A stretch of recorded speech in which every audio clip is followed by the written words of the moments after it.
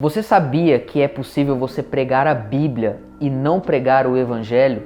Esse é um gravíssimo erro de pregadores. O quarto mandamento de hoje é pregar o Evangelho no enredo do texto. Em absolutamente toda pregação, o Evangelho precisa ser pregado. É possível você pregar o Novo Testamento e não pregar o Evangelho. É possível você pregar Jesus e não pregar o Evangelho. Eu estou convicto de que as pessoas têm uma visão completamente limitada do que significa o Evangelho. As pessoas são salvas não por conhecer a Bíblia, mas por crer no Evangelho. O Evangelho, ele não é o ABC da vida cristã, mas ele é o de A a Z.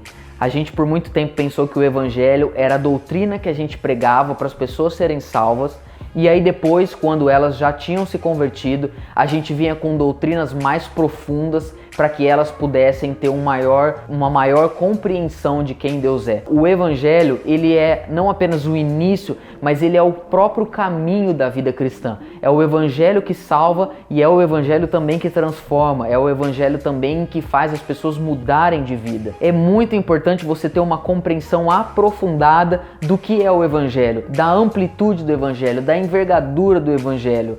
Como que ele iniciou, qual capítulo ele está e como ele vai terminar.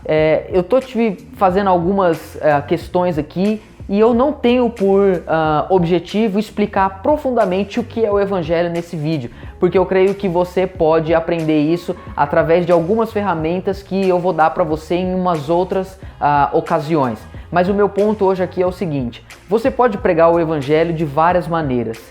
E existe uma maneira sempre única e original de se pregar o Evangelho mediante a qual texto você está pregando. Por exemplo, você pode pregar o Evangelho falando sobre Moisés recebendo os 10 mandamentos. Você pode pregar o Evangelho falando de Elias duelando contra os profetas de Baal. Você pode pregar o Evangelho nas cartas de Paulo ou até mesmo nos Evangelhos que foram escritos e estão ali no Novo Testamento. Se você, por exemplo, estiver no Antigo Testamento e o enredo ali vai falar sobre libertação, pregue o Evangelho, pregue Jesus Cristo como libertador. Se você vai pregar o Evangelho usando ali, por exemplo, Daniel indo para uma terra distante, sendo exilado, pregue o Evangelho falando sobre exílio. Se você vai pregar o Evangelho falando sobre Moisés, use ali a perspectiva da lei e anuncie o Evangelho, como que a lei do Evangelho transforma e muda as nossas vidas.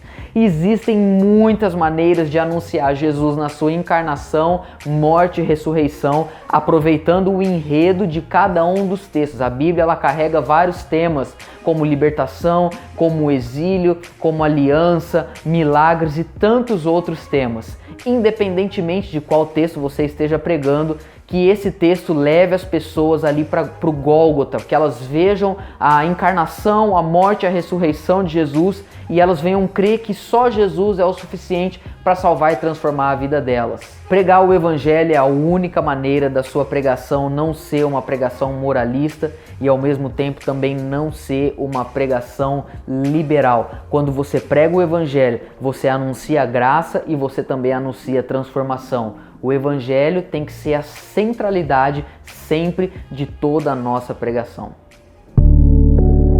Se você ainda não é inscrito nesse canal, meu convite para você continuar recebendo as nossas novas atualizações, em especial essa série de 10 mandamentos. E tem uma coisa também bem interessante, nós estamos criando um grupo no WhatsApp para que você possa receber um conteúdo exclusivo sobre pregação. Se você tem um interesse em fazer parte, aqui na descrição tem um link para você fazer a tua inscrição. Se inscreva, ative as notificações e eu te vejo na próxima.